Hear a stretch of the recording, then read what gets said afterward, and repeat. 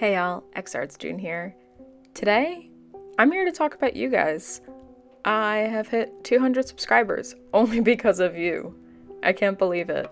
And to show my thanks, I figured, let me make something that is 200 pieces of something. And this is where I decided to create a mask. So for a while, I didn't really know what to do. I figured maybe I would add to my moth lampshade, but that would be boring. It would be pretty much the same content.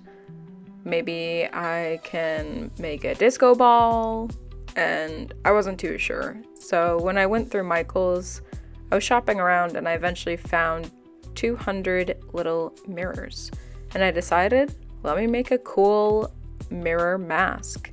And that's where I came up with this concept. So my base is cardboard. As you can see, I'm using hot glue and cardboard to make that frame. And then once it's all glued down, I'm able to add to it and make it look cool.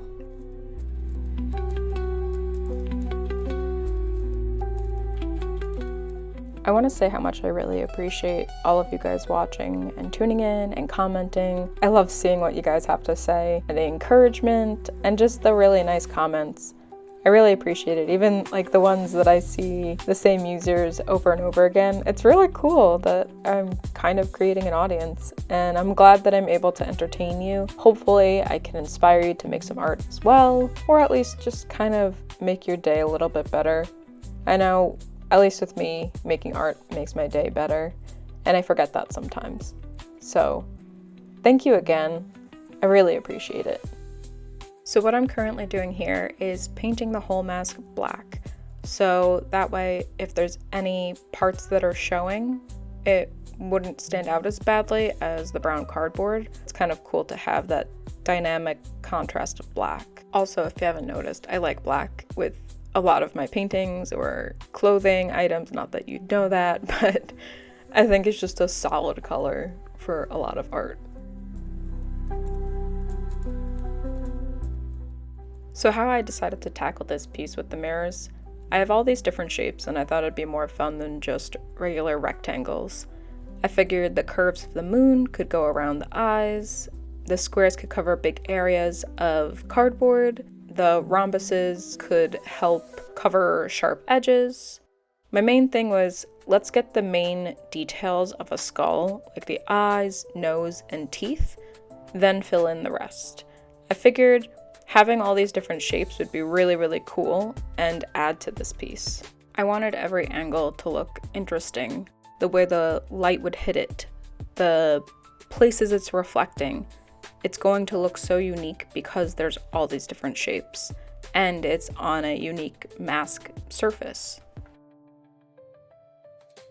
I think it's good for me to challenge myself with something, whether it's a certain art medium or a number. By doing this 200 mirror challenge for the 200 subscribers, I feel like it helps me understand how many people are actually watching, because after a while I'm like, damn, these are a lot of mirrors and I don't know if it will all fit. I don't know if I can make it all look great, but I'll make it work because that's what's happening right now. That's how many people are supporting me right now in my art journey, and hopefully will continue to. I also think creating a challenge for myself is refreshing. It makes your brain think in a new way and create art that you never would have thought of making. Nowhere in my mind would I think, oh yes, I need exactly 200 mirrors. I'm going to make a mask. Or yes, I need to cut out 100 moths for a lampshade. Like, that kind of sounds insane to me, but now that I've done it, I'm like, okay, no, it's pretty cool. So like I said, the rectangles were mainly to fill in big spaces.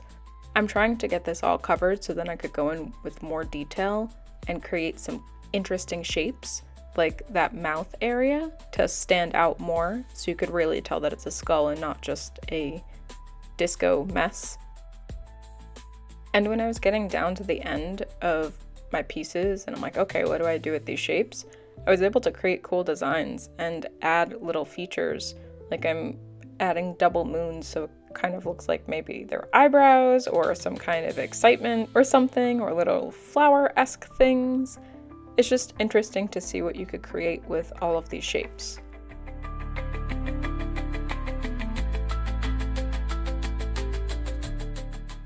Not gonna lie, at this point, I only had a few pieces left, and I was trying to just create something interesting because I knew I could not cover the whole top of the mask head. So I was like, all right, let me create a weird pattern, something that I would never do normally.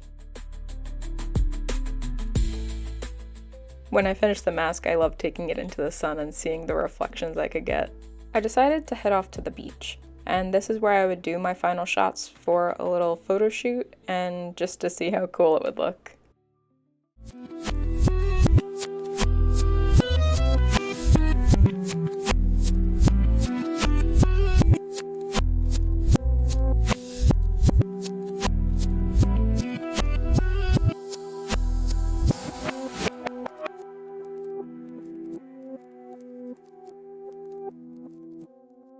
Thanks again for watching and subscribing and all the engagement. See you next week. Bye!